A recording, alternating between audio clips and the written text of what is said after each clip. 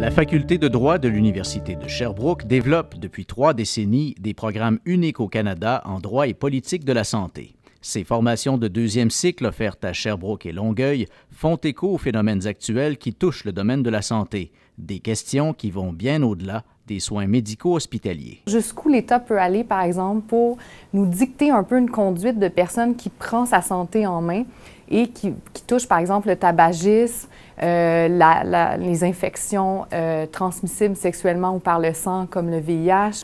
On a aussi des exemples, surtout au niveau du cancer. Alors, une loi toute récente qui interdit aux mineurs d'aller au salon de bronzage.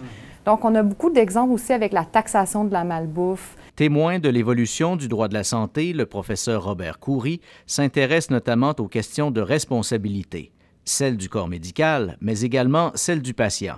Le patient assume certaines responsabilités. Par exemple, si un patient ne collabore pas avec son médecin, à ce moment-là, on va blâmer qui? Si ça tourne mal, on ne blâmera pas le médecin, c'est le patient qui serait l'auteur de ses propres malheurs. Dans le contexte québécois, la question de l'accessibilité aux services publics de santé est particulièrement étudiée. Ce qu'on voit peut-être de plus en plus, c'est la mise en place par les citoyens, d'initiatives citoyennes, par exemple, je vous parle des coopératives de santé, mais on voit que de plus en plus, les médecins commencent à s'y intéresser à ce nouveau mode d'organisation qui vient dire comment une certaine partie de la population voudrait voir évoluer le système de santé. Le droit pharmaceutique est un autre exemple où des questions de plus en plus pointues interpellent juristes et législateurs. C'est un cours qui couvre tous les aspects liés au développement et à la mise en marché des médicaments. Donc, on peut regarder dans ce cours-là tout le cadre normatif qui est lié à la mise en place d'essais cliniques, les droits des patients. Par la suite, quelles sont les étapes à travers lesquelles doivent passer les compagnies pharmaceutiques pour favoriser la commercialisation de leurs médicaments.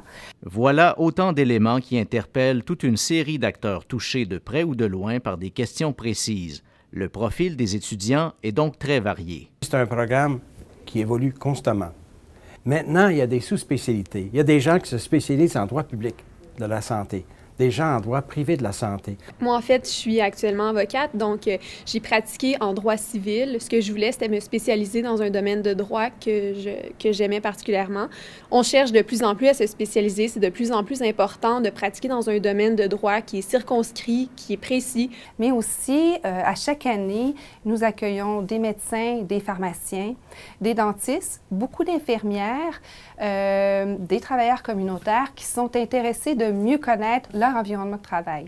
L'expertise de l'Université de Sherbrooke en droit et politique de la santé rayonne également outre-frontières alors qu'un programme bidiplômant est offert avec l'Université de Montpellier 1. Ça a un intérêt tout particulier pour les juristes français qui recherchent l'originalité, la multidisciplinarité et dans le contentieux, ça va être très important, par exemple, justement d'emprunter les solutions juridiques qui sont adaptées notamment au système juridique québécois et les adapter en France. Par ses programmes en droit et politique de la santé, l'Université de Sherbrooke veut amener ses étudiants à contribuer à bâtir le réseau de la santé de demain.